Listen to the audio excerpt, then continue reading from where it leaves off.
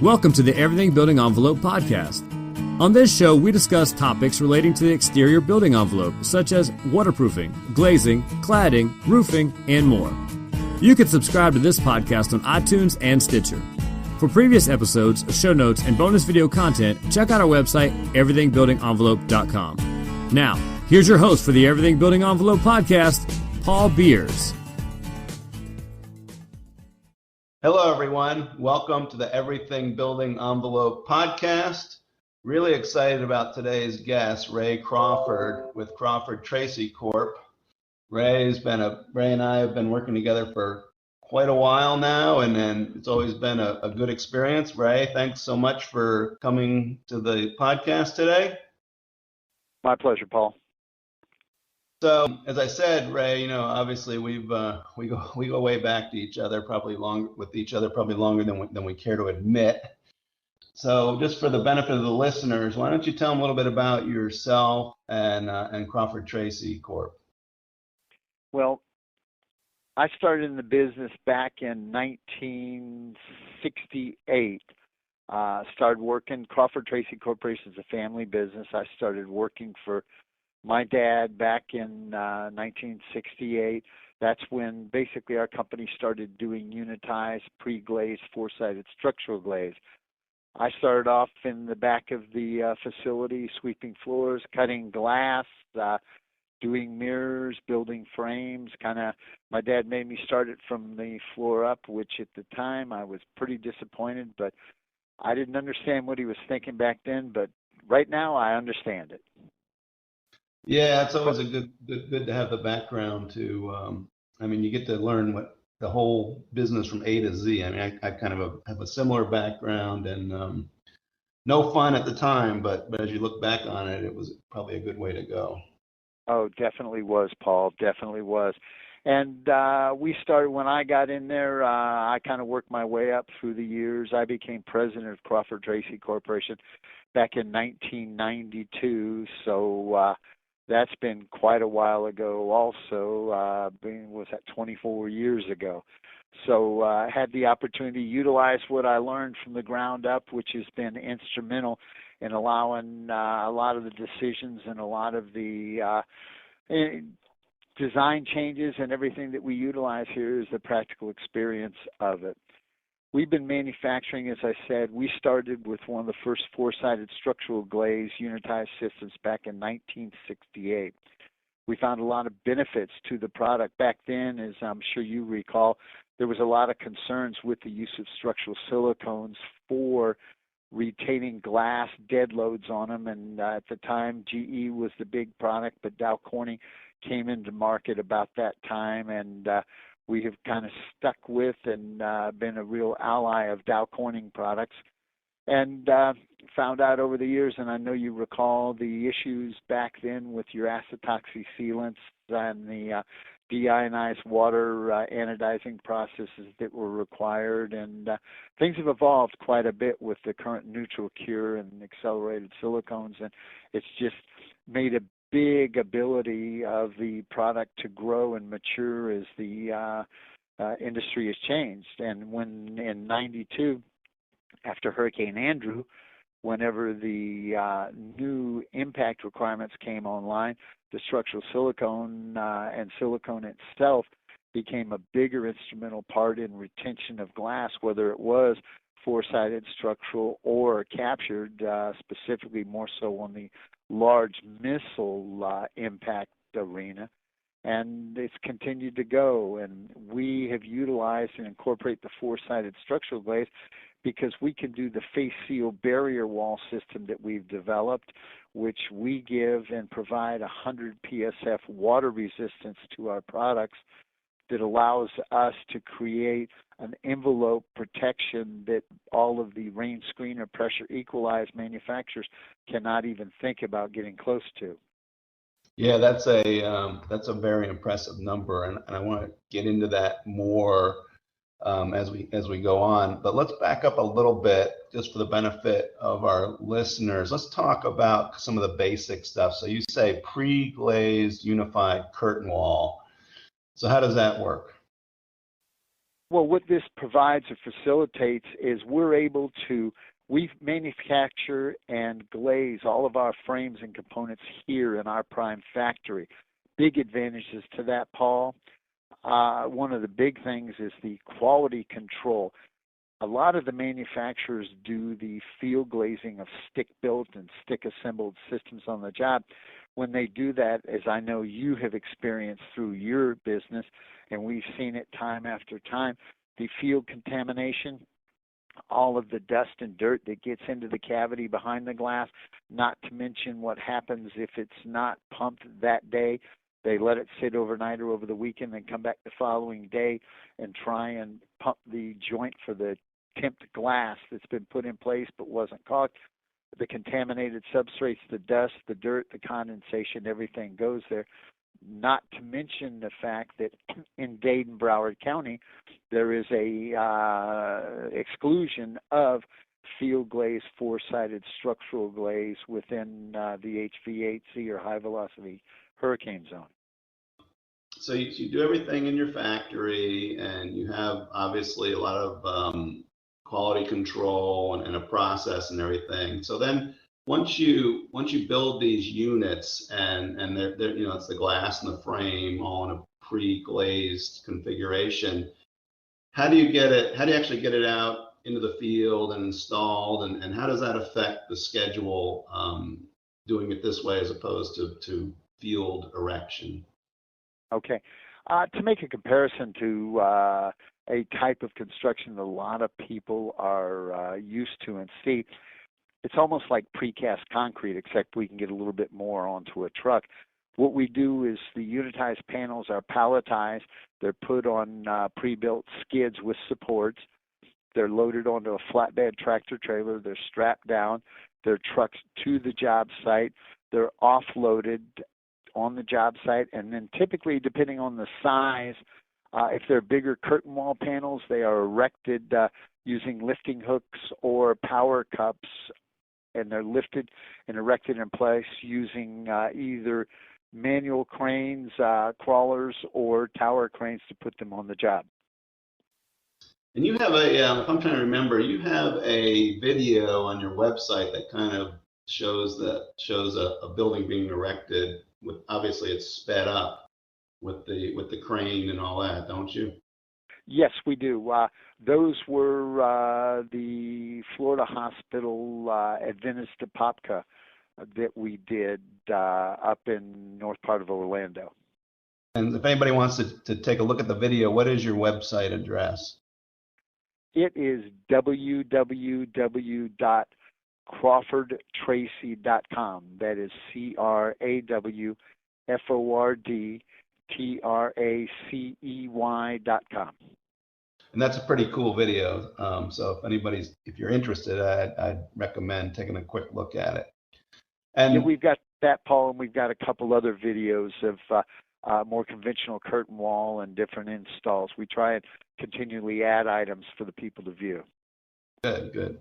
And what about schedule? How does this work with the construction schedule? Oh, typically it has a big benefit to the schedule. The advantages are that we, with the incorporation of guaranteed sizes, we can pre-build the panels, get them all out to the job site prior to the panels and the fabricated components reaching the job site. We would have the welder and the receiver plates and the layouts all done so that when we get out there, we can just zip along and close in the building much faster. It screams through the install compared to a stick built because everything's all done. When we get out there, we just hang it up there and run across the building. Yeah, so, I mean, clearly there's some big benefits. I remember saying, that I think I've said this before actually and been quoted on it, that the stick built is kind of method these days is kind of like being in the dark ages, because the pre-glazed unitized is so much more efficient, so much better quality, and there's benefits galore with it. Oh, yes.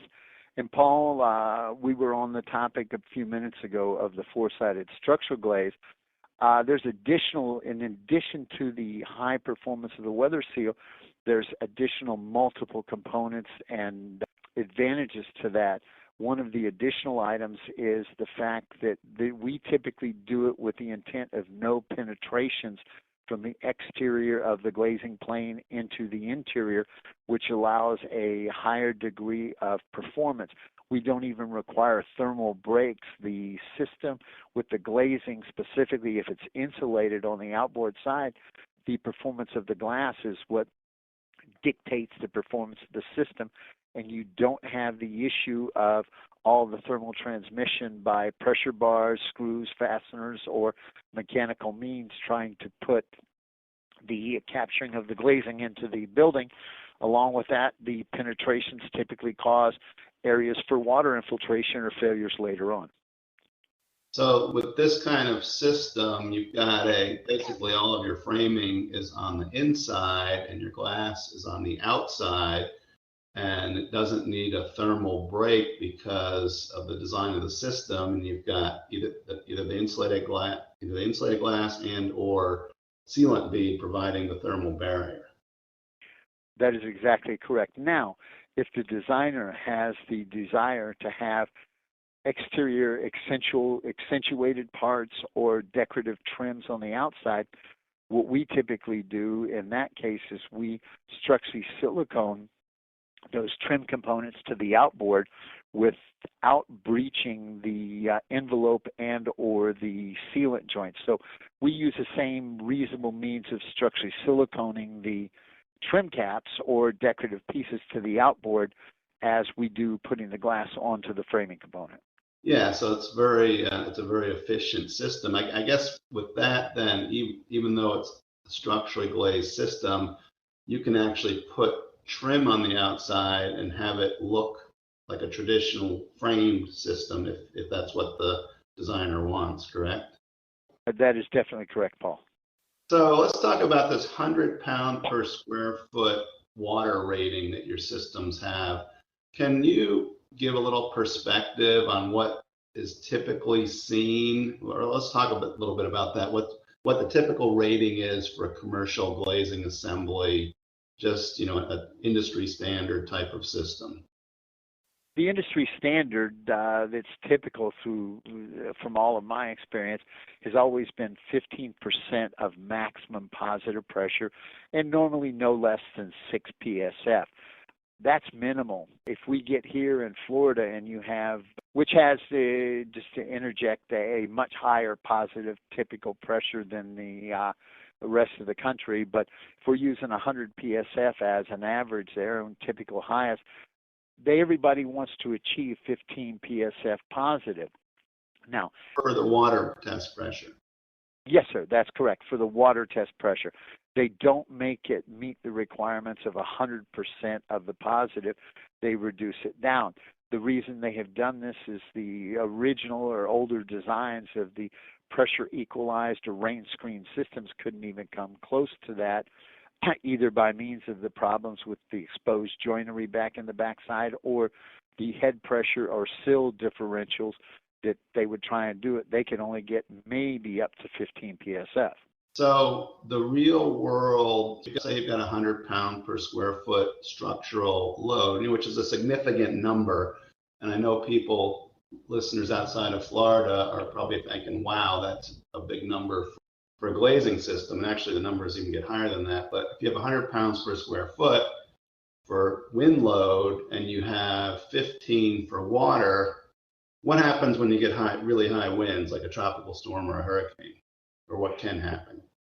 Well, Paul, along the east coast of Florida and some of the other areas, you can get thunderstorms in the afternoon where you can get in excess of 60-mile-per-hour winds gust with the presence of rain. And as you know, I think, somewhere around 65 or 68 psf, water pressure is what the equal to 15 psf water resistance is. So typically what that means is, as was found out after all of these new impact systems were in market, and everybody keeps coming to tell me, well, that's hurricane proof. Well, first off, as we know, it's hurricane impact resistant, but the water resistance didn't evolve to the degree that the impact and envelope protection did. So after Gene and Francis and the storms back, Wilma and the low 2004, 2005 came after this new industry and new products were on the market.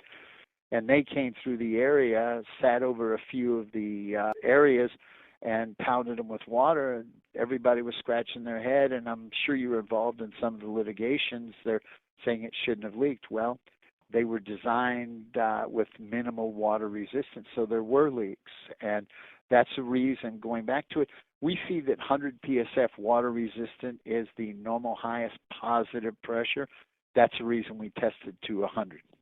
You know, it's an issue. It's still an issue. Will Smith, who works for my company, GCI Consultants, and is actually a prior guest on the podcast, wrote a blog article within the last month or two, which is on our website, gciconsultants.com, and it was addressing the very issue of hurricane glazing systems, you know, and what to expect of them. People think, oh, the glass is never going to break. Well, not true. If it gets hit with debris, it might break.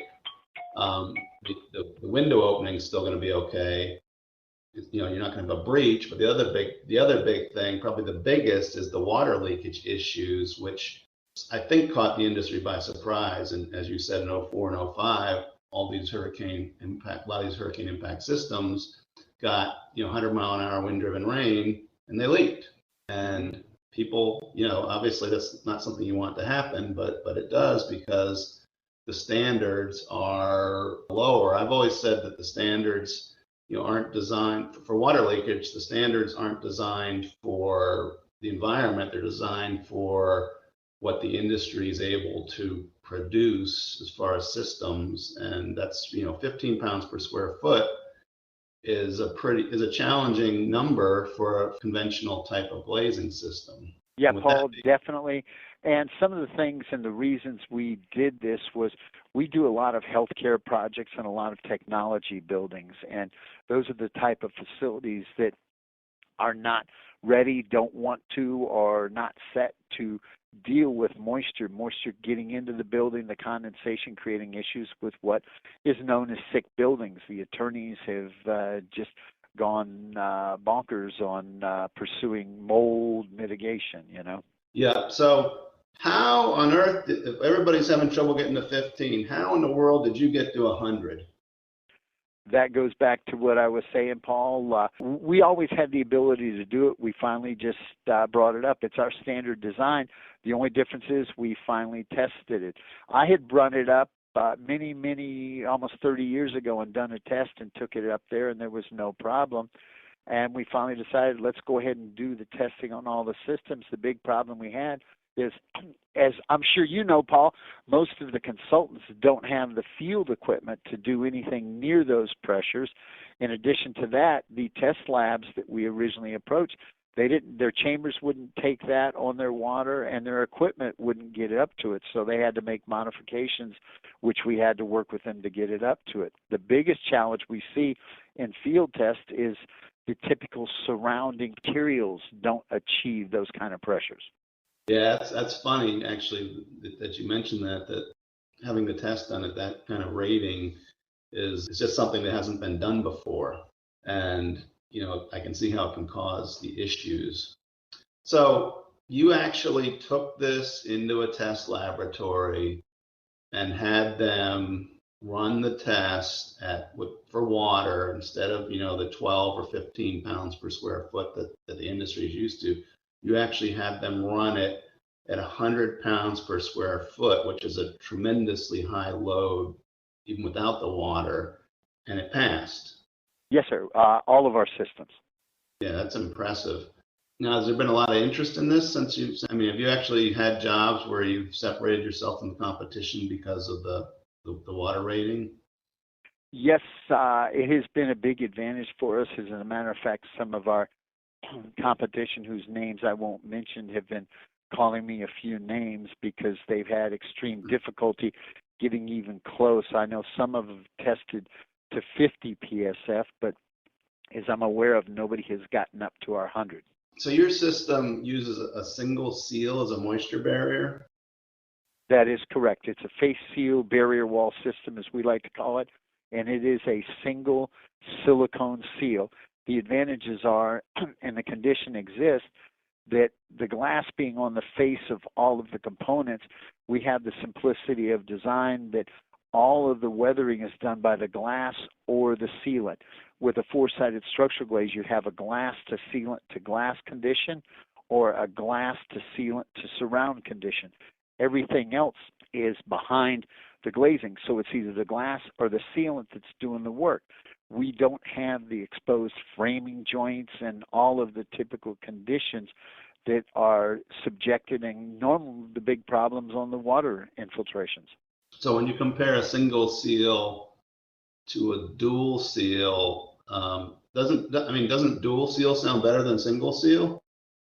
It sounds better, but as we've studied it and coordinated with the designers and the teams and even Dow Corning, one of the problems that can establish or created is if you use a completely sealed dual seal within a glazing system where there is a failure of the front line at a higher point, you can actually retain all the water between and within the two sealant lines, which would not be good for insulated glass, would not be good for laminated glass, and would not be good for the health of the building with the propensity of the surrounding concrete or cementitious materials to uptake the moisture.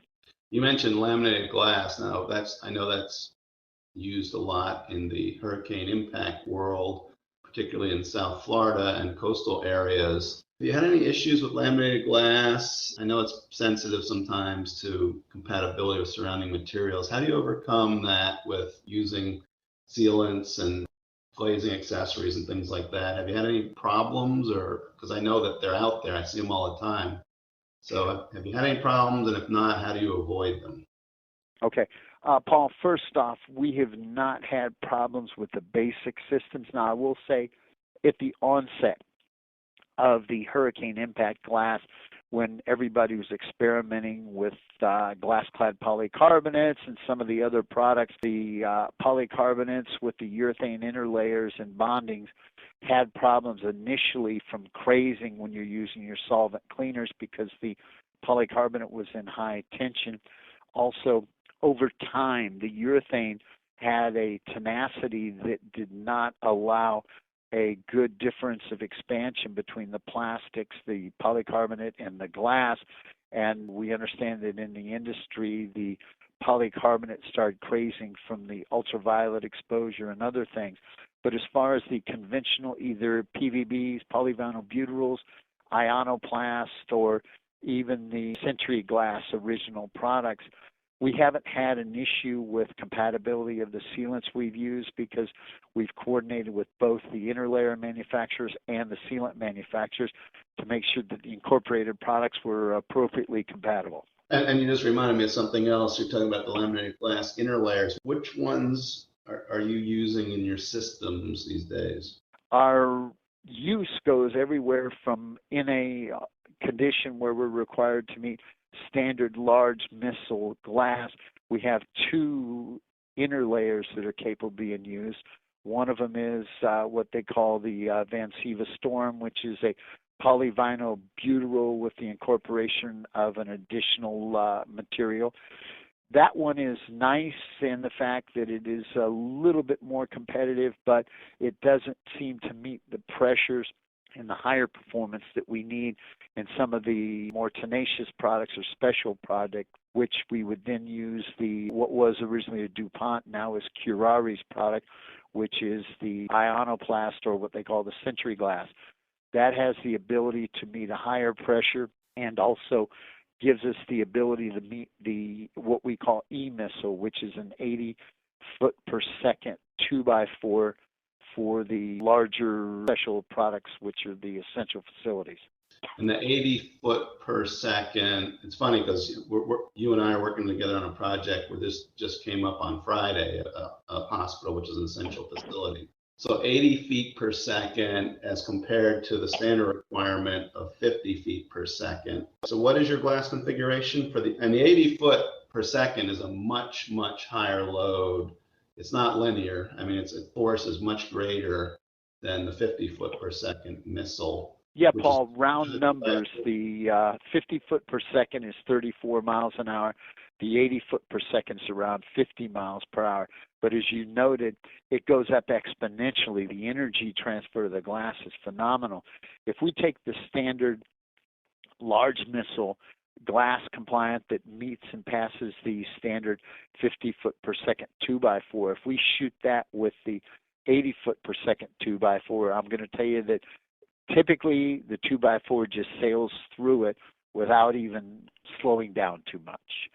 The heavier composite, the inner layer is what makes the difference. If we have a monolithic laminated product of 2 lights of quarter-inch glass with an inner layer, if the 090 Ionoplast, which is the Century glass, or the 077 Vancouver Storm meet it, in order to meet the 80 foot per second, we would need to go to 2 layers of the 90 to make it a 180, almost 3/16 of an inch of polymer plastic that goes between the 2 pieces of quarter-inch glass to stop that 2x4 and then ultimately pass the 9,000 cycles.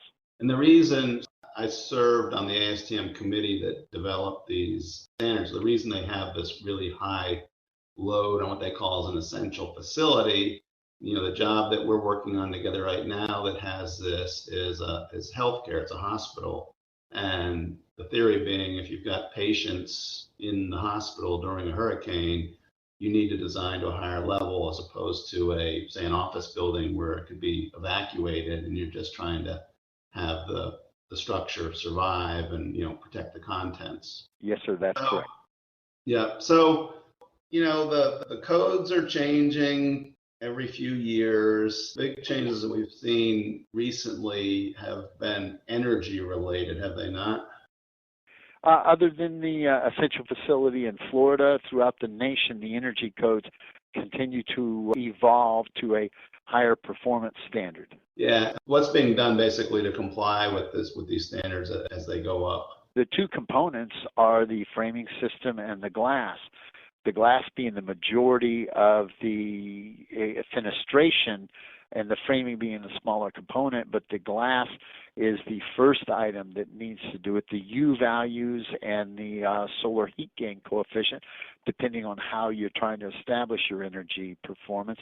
And then in addition to that, you have to keep your framing component from transferring the energy that you're trying to keep out into the interior of the envelope. So the practical end result is with U values, which is basically insulation, we're seeing insulated glass units where maybe they weren't required before, and the solar heat gain coefficient, which is basically my layman's way to say it, is bounce the sun off of it, not have it come through. We're seeing high performance coating. So that system that you're building is really pretty technologically advanced. It has insulated glass, it has laminated glass, it has high performance coatings, typically low E coatings. It's thermally broken. Big difference probably from when you became president back in the 90s, huh? Oh, big difference, Paul, big difference. And it's continuing to be more and more prevalent. And it's really humorous because it's not that we're trying to sell anything, and I'm sure the same on your end, but we still have people almost like down here on the hurricane end, well, you don't need this. And I'm still getting even owners of buildings and developers that they argue and they don't want to put the time and money into it to use the far superior glass on this. Well, money, I've said this in other podcasts, and, money, it's all about money, time and schedule, time and budget. And obviously, in a for-profit situation, you want to spend as little as you can. And, and if you're spending, as the requirements get more stringent with hurricane and with energy, with hurricane, if you live where there's hurricanes, you should probably build to resist them. And I never understood why people didn't want to do that, but it's the money thing. And with energy, it's the same thing. And there is a return on investment over time, and user comfort. It's just a better system all the way around. Yes, sir. So really interesting discussion, Ray, and I thank you so much for coming on. I know it's really interesting, and as I said, we've worked on quite a few projects together. I was just thinking, we finished up the Daytona Speedway project this year or last year. I can't remember exactly when that was, but that was really cool. And we're doing all aboard Florida train stations together and some healthcare. And you've kind of got a really, really great portfolio of work throughout Florida, and certainly an industry leader as far as the performance and whatnot. And look forward to doing some more cool stuff together. Paul, thanks for the kind words. And I've got to say that there's a lot of consultants out there today that are people that, lack a better statement, they scare the heck out of me. I've got to say that typically when people ask me, do you recommend a consultant, I always go straight to you, Paul, because you're a team-spirited, high-quality, involved person that does your job for the concern of the building and the customer. Well, thank you. Thank you for that. So we're starting a new building envelope newsletter, and if you'd like to get on the mailing list for that, you can text the word building envelope, BUILDINGENVELOPE, all one word, building envelope, to 228-28. So again, text building envelope to 228-28. Get signed up for our monthly Everything Building Envelope newsletter. It's going to have some good stuff in it, technical and of interest to the building envelope community and people that are interested in it. So thank you everybody for listening. It was a really great episode. I found it very, very interesting, and Ray was great. And until next time, this is Paul Beer saying so long. Thanks for joining us today. Please subscribe to this podcast on iTunes or Stitcher. For more information on the Everything Building Envelope, previous episodes, show notes, bonus video content, and much more, check out our website, everythingbuildingenvelope.com.